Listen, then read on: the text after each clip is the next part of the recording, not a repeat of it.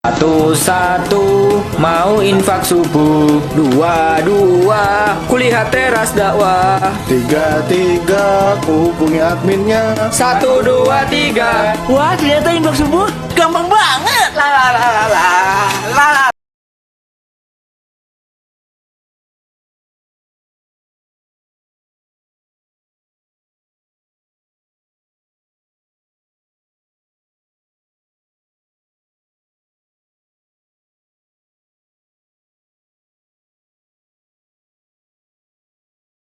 Dan izin Ustadz, kita langsung masuk ke sesi tanya jawab. Mungkin ada teman-teman yang ikhwan atau yang akhwat ingin bertanya, bisa angkat tangan.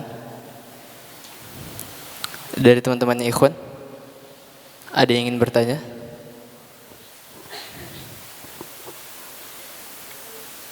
Atau dari yang akhwat, bisa acungkan tangannya. Ya, silakan Mbak. Ya, langsung aja. Kalau misalkan ada yang tanya tentang Islam tapi dia Islam sendiri tapi enggak beriman, cara menjelaskan secara akal karena dia kan enggak beriman, saya menjelaskan secara akalnya bagaimana? Contohnya misalkan sholat, kenapa kita harus sholat gitu? Jadi kita menjelaskannya harus dengan akalnya gimana? Terima kasih. Baik, sebetulnya penjelasan rasional, jadi gini, cara kita mentreatment orang agar dia dapat petunjuk itu kan namanya dakwah, kan begitu. Nah, dakwah itu caranya macam-macam. Ada orang-orang yang mendapatkan petunjuk, terbuka hatinya karena kebaikan hati orang. Ada yang mendapatkan petunjuk karena argumentasi. Ada yang mendapatkan petunjuk karena bisa jadi malah sebaliknya gitu, perilaku buruk orang. Macam-macam caranya. Adapun bagi orang yang dihadapkan dengan kondisi, berhadapan dengan orang yang dia menuntut jawaban yang masuk akal, nah itu sebetulnya rumusan jawabannya itu menjadi sangat variatif, tergantung kondisi siapa yang jawab dan siapa yang diberi penjelasan gitu sebetulnya. Memang idealnya dia menyusun argumentasi itu sebaik mungkin begitu. Tapi di premis yang manakah itu nanti akan masuk ke hati orang itu nggak pernah kita tahu gitu. Kita hanya berusaha untuk memberitahu. Nah, contoh gimana? Kalau dia Muslim gitu ya, lalu belum muncul dalam hatinya rasa beriman pada Allah, harapan pada Allah juga belum muncul, keinginan sholat juga belum muncul, itu jawaban bisa variatif. Misalkan begini, kamu hidup tuh nyari apa? Kamu nuruti semua keinginanmu, bukannya malah puas, tapi ternyata kegelisahanmu makin tambah. Kenapa kamu nggak coba cara yang lain? Misalkan kamu sholat itu, kamu katakan, saya sholat tenang, mau nyoba nggak? Ini testimoni dari pelaku loh. Sebenarnya argumentasinya bisa macam-macam. Atau jawaban yang lain deh. Tahu nggak bagian yang tidak pernah mendapatkan suplai darah yang paling bagian tubuh manusia yang suplai darahnya paling minimalis itu mana? Misalkan tanyanya gitu. Nggak tahu. Kepalamu itu loh. Kepalamu itu suplai darahnya paling minimalis. Karena dia posisinya di atas, yang namanya cairan itu nggak ada yang naik ke atas. Maka kalau kamu pengen membuat otakmu itu udah berdarah, sujud itu. Misal itu, apalagi macam-macam sebetulnya. Tahu nggak sholat itu ada di persimpangan-persimpangan waktu yang energinya besar loh. Subuh itu dilakukan ketika matahari pertama kali terbit. Duhur itu ketika matahari tepat tepat di atas kepala manusia. Asar itu ketika bayangan benda dengan panjang benda sama. Maghrib itu ketika matahari terbenam pertama kalinya. Isya itu ketika bintang pertama kali muncul. Mau nyoba nggak? Nah itu argumentasinya bisa macam-macam sebetulnya. Ya tinggal pandai-pandainya saja sebetulnya. Bahkan kadang-kadang karena begini, manusia itu di satu sisi dia diberikan kemampuan untuk berpikir masuk akal, tapi juga tidak jarang dia itu merasakan puas atau mendapatkan inspirasi dari kalimat-kalimat yang bisa jadi tidak sepenuhnya rasional. Misalkan argumentasinya tadi udah macam-macam, udah canggih, tapi ternyata dia tersentak hanya gara-gara kalimat sederhana, lu hidup mau nyari apa? Ternyata dia tersentaknya di situ, bukan gara-gara argumentasi waktu sholatnya, tentang kepala yang berisi darah gitu ya. Ternyata enggak gitu. Atau kalimat yang lain deh, kamu selama ini sadar enggak ketika kamu menuruti keinginanmu, kamu tuh tidak pernah menyembah siapapun kecuali dirimu sendiri loh. Kamu itu memasang berhala dalam batinmu sendiri gitu. Bisa aja gitu. Nah, tapi poinnya adalah itu nanti sangat subjektif kan, kontekstual, artinya gini, sangat berkaitan dengan siapa yang ngomong, siapa yang diberitahu, dan kondisi yang ngitari. Nah itu dia. Jadi nggak ada argumentasi yang betul-betul menukik, itu nggak ada. Ya tinggal kalau pengen saranan gini, coba cari buku-buku. Kebetulan saya itu paling sering membelikan istri saya buku yang berkaitan dengan tulisannya orang-orang Islam di Barat. Yasmin, Yasir Qadim, Hamzah Yusuf, lalu Nu'man Ali. Itu kan banyak argumentasinya menukik ya. Kenapa ya mereka Muslim di Barat berhadapan dengan orang Barat itu ya. Sehingga banyak argumentasi mereka tuh ngena sekali. Kalau yang perempuan tuh Yasmin tuh loh, tuh Masya Allah bagus sekali. Tapi kalau yang lebih canggih lagi memang belum banyak yang diterjemahkan ya. Misalkan si Hamzah Sorsis itu kan memang spesialis ngadepin ateis kan. Daniel Hakikot Chow itu juga argumentasinya canggih-canggih gitu ya. Makin banyak gitu. Nah kalau yang pengen bahasa Inggrisnya sebetulnya tinggal lihat YouTube. Kalau pengen kamu berlatih bahasa Inggrismu bagus, YouTube-nya kan banyak. Kalau buku PDF-nya juga banyak yang bisa diunduh. Tapi kalau yang Indonesia memang belum banyak muslim-muslim barat yang, karena sekarang itu sudah muncul generasi muslim lahir di barat, tumbuh di barat, membaca kitab, tahu Islam, tapi punya argumentasi yang menukik. Sekarang makin banyak. Enggak laki, enggak perempuan. Dan yang perempuan tuh banyak loh yang datang ke Indonesia selama bulan-bulan terakhir. Mencermati enggak? Tapi di Jakarta ya, kayak Haifa Yunis, Yasmin Mugahed, Dahlia nggak tahu datang atau enggak, dan banyak nama yang lain. Wallahu a'lam. Semoga berguna ya. Mohon maaf kalau tidak bisa memberikan banyak argumen. Ada lagi teman-teman yang ingin bertanya? Ya, temannya Ikhwan. Bismillahirrahmanirrahim. Ustadz, saya ingin bertanya. Tadi kan dijelaskan kalau ada 3 dosa hati yang membuat kehancuran dunia.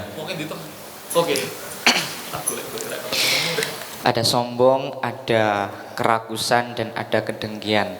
Nah, kita sebagai manusia kan kadang pastinya tidak luput dari salah, dan kadang secara jelas maupun samar-samar kita itu kayak merasa sombong, dengki, dan iri, rakus apabila ada satu kejadian.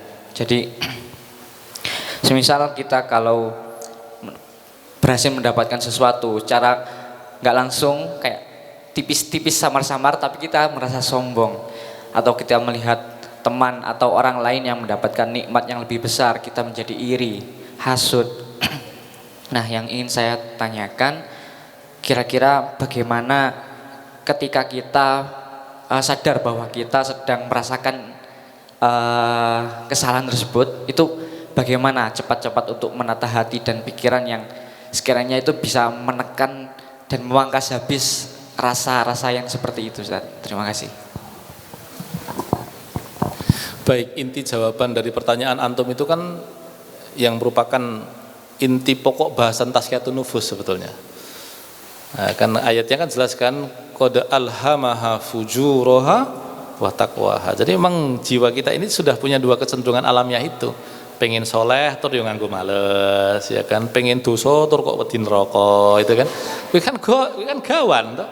Itu memang bapaknya begitu. Nah, disitulah kemudian kita sebagai, nah ini dia uniknya manusia itu, dia itu satu, tapi dia bisa berjarak dengan dirinya sendiri. Akalmu kan bisa menilai hatimu, ya enggak? hatimu sebaliknya bisa merasakan apa yang difikirkan oleh pikiranmu. Akal dan hatimu bisa mengecek hasrat-hasratmu. Makanya adik sekalian, sering-seringlah memiliki waktu untuk me time. Dalam makna ini, mulailah berbincang dengan dirimu dan mengenali nafsumu sendiri. Ulama-ulama salaf itu mengajari kita untuk berbicara dengan diri kita sendiri. Misalkan pertanyaan, kamu tuh nyari apa? Tapi tanya pada diri sendiri. Oh, itu banyak riwayat dari para ulama salaf kita tuh gitu itu. Kamu tuh mau sombong apa? Tapi tanya pada diri sendiri. Kamu mau dengki itu kamu meragukan kehadiran Tuhan.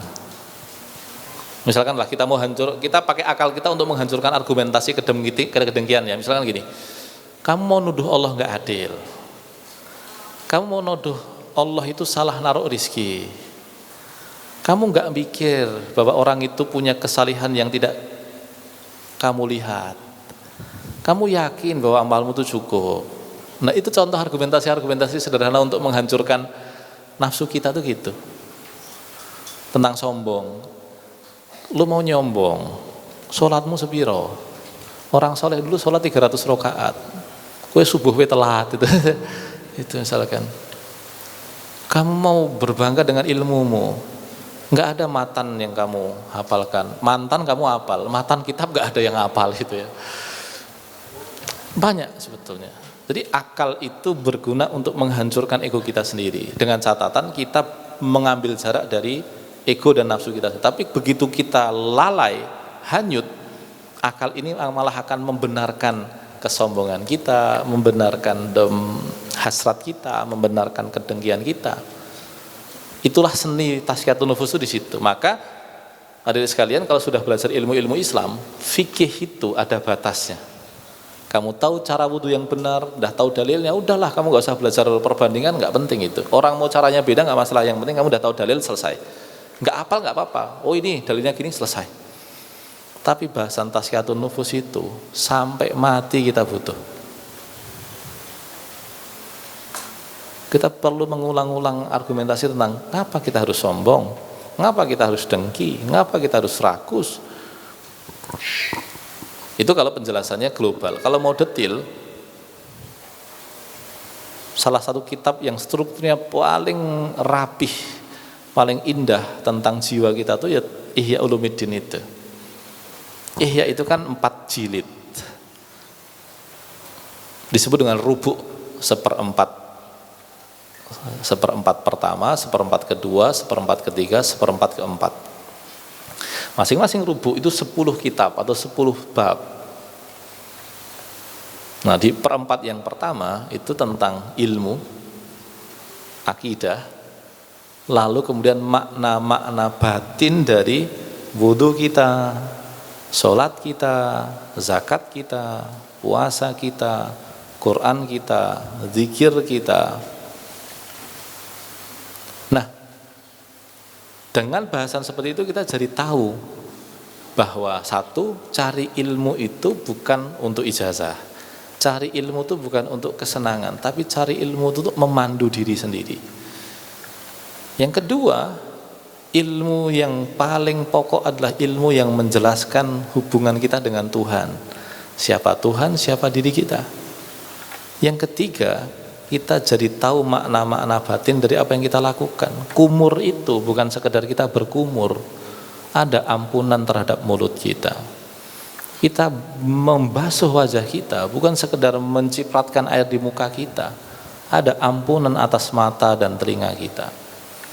Kalau ibadah itu kita hadirkan hati begitu, makanya Imam Ghazali katakan apa? Ibadah itu butuh yang namanya hudurul qalbi, hadirnya hatimu, dan yang kedua syuhudul akli, persaksian akalmu. Itu di perempat pertama. Perempat yang kedua, kita diajari untuk memaknai relasi kita dengan manusia. Nikah kita, pertemanan kita, kerja kita, uang-uang kita, halal haram yang kita makan. Perempat yang ketiga, ini yang disebut dengan muhlikat, hal-hal yang membinasakan. Dihabisi itu sama Imam Ghazali tentang apa makna dengki, apa makna kagum pada diri sendiri, apa makna kebencian, apa makna kerakusan, ketamakan dan sebagainya, termasuk tentang rahasia hati tadi ya, bagaimana dia bekerja. Tapi ini part yang rumit yang memang butuh waktu lah gampangnya gitu. Dan kemudian yang terakhir adalah perempat terakhir itu namanya munjiat. Apa makna sabar, apa makna syukur, apa makna ikhlas, apa makna kehilangan, apa makna tawakal, apa makna mengingat mati. Isinya begitu. Sehingga ketika kita baca itu kita diberikan konsep yang kaya tentang bagaimana menata batin kita. Kita itu hadirin sekalian seringkali terobsesi dengan sesuatu yang di luar tubuh kita. Baju kita, celana kita, HP kita, peci kita, tampilan kita, jenggot kita, celana cingkrang kita, cadar kita. Tapi kita seringkali lupa dengan rumah batin kita. Kita tidak pernah belajar secara khusus tentang bagaimana merawat rumah batin kita. Nah, itulah tasfiyatun nufus. Nah, itu. Jadi memang ada part tersendiri yang harus kita bahas itu. Jadi kalau jawabannya singkat agak sulit. Karena kalau jawaban singkat, antum dapat tips, tapi antum tidak tahu bagaimana jiwa antum bekerja. Nah, bahasan tasfiyatun nufus itu tentang bagaimana kita tahu kerja-kerja batin kita itu. Sehingga antum jadi tahu triknya sendiri. Karena masing-masing kita itu kecenderungan nafsunya beda. Ada yang terobsesi pada lawan jenis, ada yang terobsesi pada kekuasaan, ada yang terobsesi pada uang. Beda-beda. Treatmentnya beda-beda. Wallahu a'lam. Semoga berguna ya. Dengan Mas siapa tadi? Naja. Mas Naja, terjawab Mas. Ya, mau ada satu pertanyaan lagi Ustaz. Oh iya, Nah, silakan. Ini kan tadi juga dijelaskan tentang berbakti kepada orang tua. Ini saya ada satu pertanyaan yang masih kayak janggal gitu Ustaz. Kan tadi dijelaskan bagaimanapun kondisinya, apapun kondisinya itu, kalau Allah memerintahkan kita untuk berbakti, ya udah berbakti, udah beres. Nah, tapi pernah ada suatu kejadian di mana saya itu sempat agak sakit hati dengan orang tua. Mungkin karena tidak sengaja, akhirnya saya sakit hati. Terus saya kayak grundel gitu. Duh, istilahnya kayak kenapa kok harus berbakti, kan yang yang minta saya dilahirin itu bukan saya gitu. Dalam tanda kutip orang tua saya yang ingin saya lahir gitu. Nah, itu untuk menghapus pertanyaan seperti itu gimana Ustaz? Sebetulnya rumus sederhananya kita sudah paham. Sisanya itu hanya tinggal perjuangan saja. Paham maksudnya? Jadi begini, alasan paling masuk akal bagi kita orang beriman untuk melakukan apapun itu hanya perintah Allah. Karena kalau tentang hubungan atau simbiosis begitu, itu enggak ada yang betul-betul sempurna. Misalkan orang tua kita baik, enggak. Kita sering juga dikecewakan orang tua kita kok. Istri kita baik, ya, tidak selalunya baik. Suami kita ideal, pasti ada cacat. Anak kita harapkan, enggak. Akan ada waktunya mereka harus pergi. Semuanya akan lepas dari kita. Dan pada akhirnya argumentasi paling masuk akal itu ya apa? Karena disuruh Allah. Nah kan prinsipnya begitu. Sisanya apa? Hati ini dilatih untuk menikmati itu. Dan itu butuh waktu panjang. Itu yang disebut dengan mujahadatun nafas itu ya di situ. Mujahadatun nafas itu apa? Men-treatment hati kita agar dia itu bisa bertingkah, bisa bersikap sesuai dengan prinsip ini. Nah itu dia. Misalkan gini, saya pengen jadi orang baik. Diuji sama Allah tuh.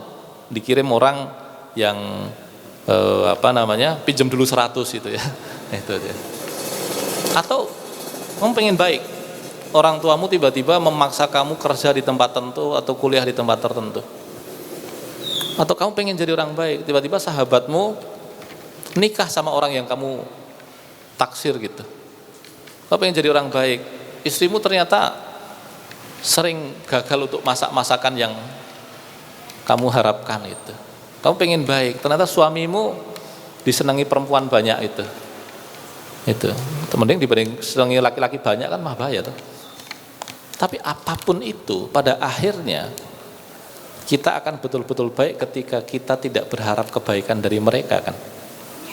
Bodoh amat istri saya itu baik atau enggak baik. Bodoh amat di orang tua saya itu sesuai yang saya harapkan atau tidak. Bodoh amat sahabat saya itu akhirnya khianat atau enggak. Pada akhirnya saya sedang menetapi fungsi saya sebagai hamba Allah Subhanahu wa taala yang melakukan apapun berdasarkan perintahnya dan membuat hati ini manut aja dengan apa yang dikehendaki Allah Subhanahu wa taala. Itu yang disebut dengan ridho itu loh. Radhiyallahu anhum wa radu an. Ridho itu artinya apa? Ya udah, Allah nyuruh, terima gitu. Di awal-awal kita akan menganggap ini nggak masuk akal, tapi setelah kita merenungi perjalanan hidup kita, inilah yang paling masuk akal. Karena pada akhirnya kita terlahir sendiri, kita mati sendiri, urusan kita hanya kepada Tuhan Allah Subhanahu wa taala. Itu saja. Jadi sisanya tinggal mentreatment hati itu gitu ya. Itu yang butuh waktu panjang. Pas tadi dia tanya jangan ada yang ngerekam ya.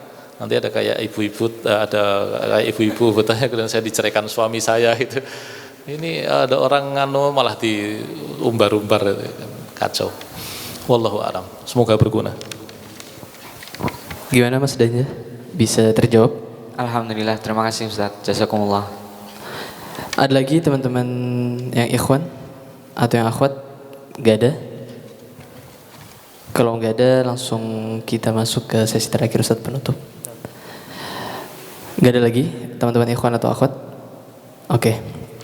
Alhamdulillah, Masya Allah, Tabarakallah. Kita udah masuk di akhir acara yang mana tadi banyak sekali ilmu yang disampaikan langsung oleh Ustadz Anton kepada kita semua tentang iman yang harus dilandasi dengan akal ya Ustadz. Maka semoga apa yang disampaikan oleh Ustadz Anton bisa kita amalkan, bisa kita pahami untuk kedepannya. Mungkin untuk mempersingkat waktu, saya memohon maaf yang sebesar-besarnya jika ada salah kata, karena kesempurnaan sudah pasti datangnya dari Allah dan kekurangan sudah pasti datangnya dari saya sendiri sebagai hambanya. Kita tutup sama-sama dengan doa kafaratul majelis dan hamdalah. Subhanakallahumma wa bihamdika asyhadu an la ilaha illa anta astaghfiruka wa atubu ilaik. Alhamdulillahirabbil alamin. Summa assalamu alaikum warahmatullahi wabarakatuh.